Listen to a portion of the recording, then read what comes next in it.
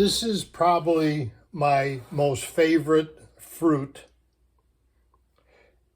It has three names. Cactus pear is the first one because they're grown on cactus. Prickly pear because they're grown on cactus.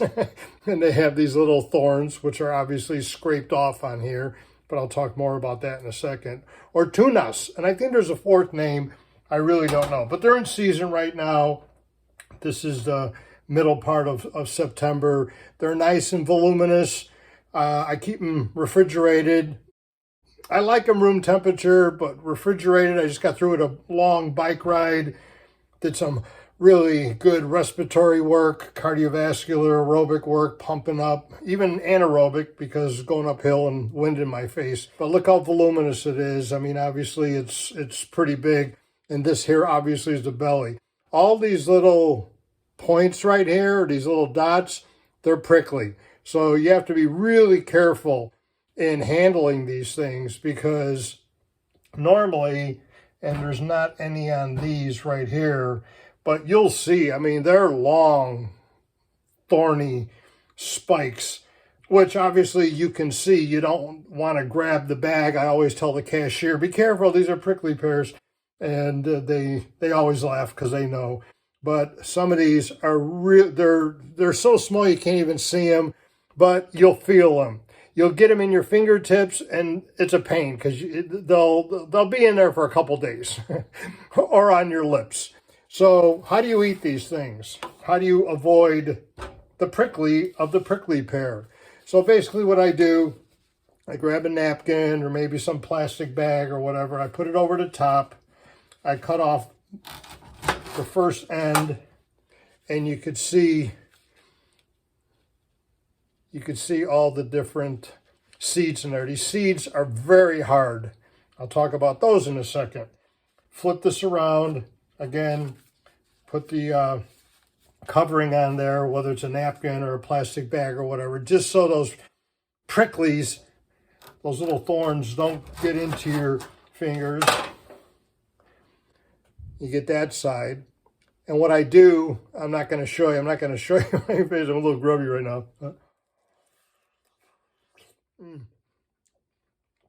I just cord it out. Cord, C-O-R-E-D, cord it out. And again, got to be careful there. Same thing here.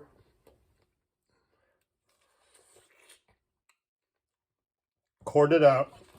Now, I don't know if anyone else has got a different technique. What I do now, I cut just through the skin layer. And you can see how thick the skin layer is right here. So I don't cut all the way through. I cut just right there. Right there. And I peel back. And again, you got to be really careful. I can put the napkin there and just peel away. And now you have the meat of it. Got the corners. I'm putting my tongue across the top of my lip because when I cord these out, my lip hits the upper surface here. So now with this here, I'll bite into it. It's probably like 4 bites.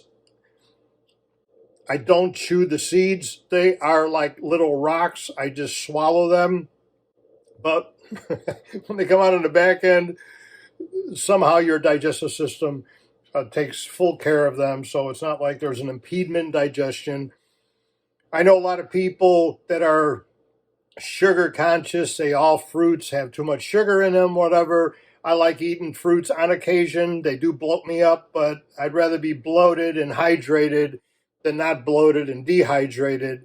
But with something like this, they are metabolizers of carbohydrates. So if you have other sugars or even starches in your body, which are sugars, more complex or starchy carbohydrates, these are simple sugars, they will help in the digestion of that. They help with the insulin, pancreas response and things like that. Now there are different versions of these, one with a red skin and also a red interior and also a red belly. They're messy to eat. Your fingers get stained like when you're eating dyed pistachio nuts, but they're delicious.